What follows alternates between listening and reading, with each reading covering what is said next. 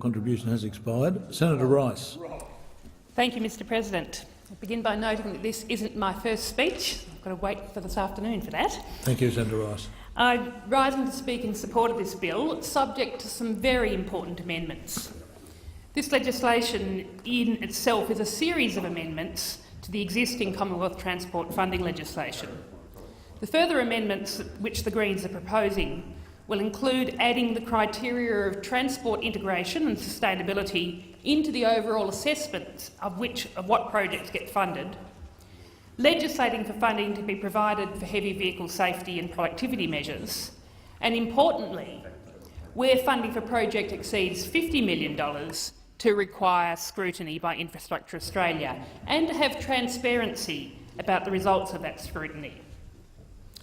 I'm pleased to see that the legislation is neutral about the form of transport infrastructure being funded, so that as well as funding for roads, it makes provision for funding for rail and intermodal projects infrastructure where freight gets transferred from road to rail and vice versa.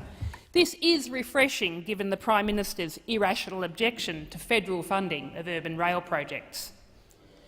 The Greens are also neutral about the form of transport infrastructure that should be funded.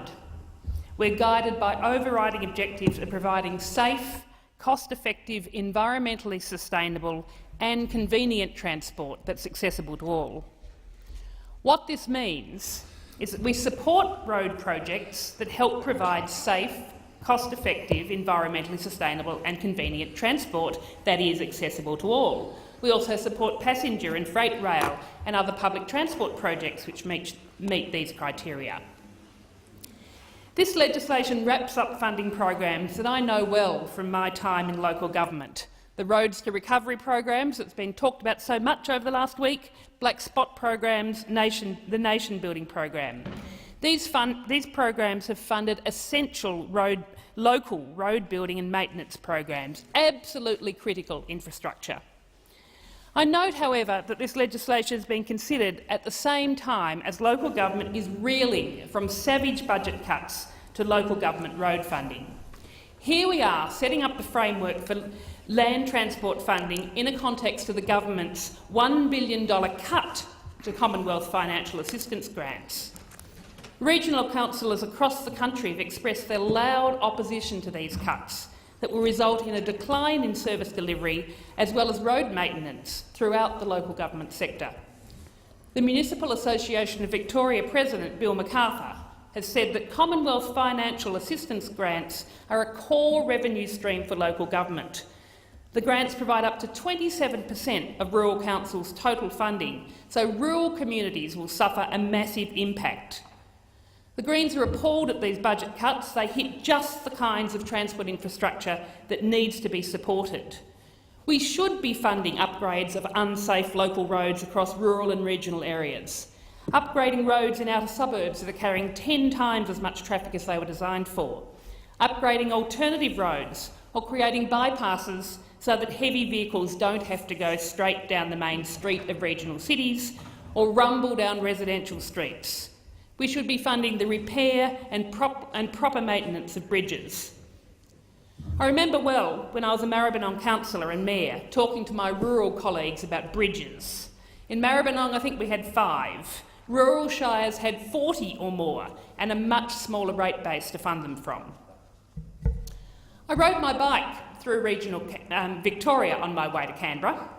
We travelled along a range of country roads, from the most delightful narrow country lanes, regional city streets, to a 12-kilometre stint along the Hume.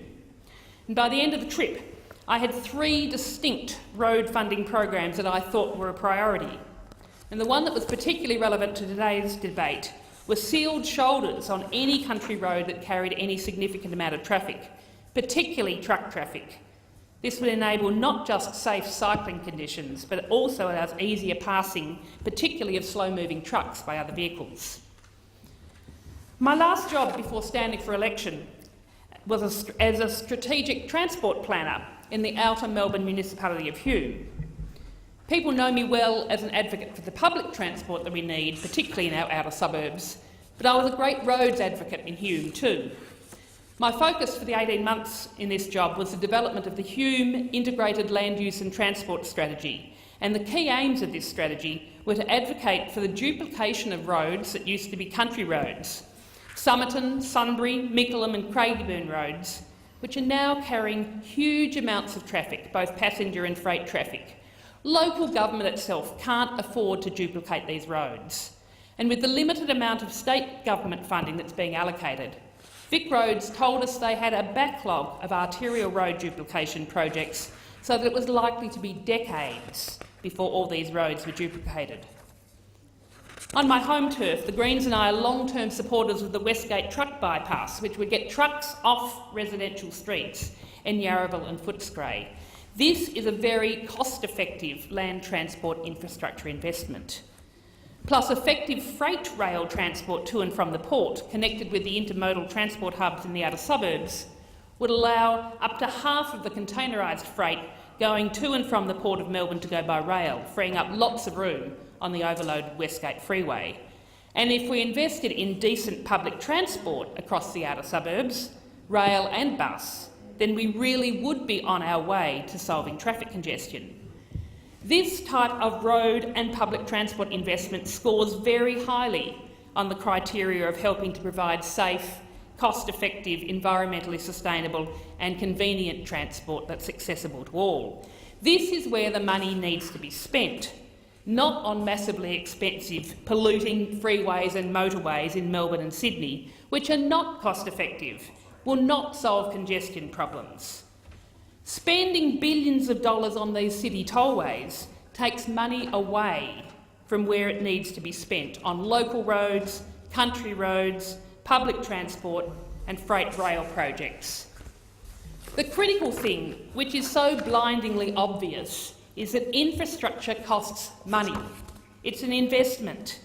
So just as obviously, it's critically important to make sure the money is spent in the most effective way. And to make sure this happens, it's essential that there's good process, transparent process and evidence-based decision-making. And the tighter the money is, the more important it is.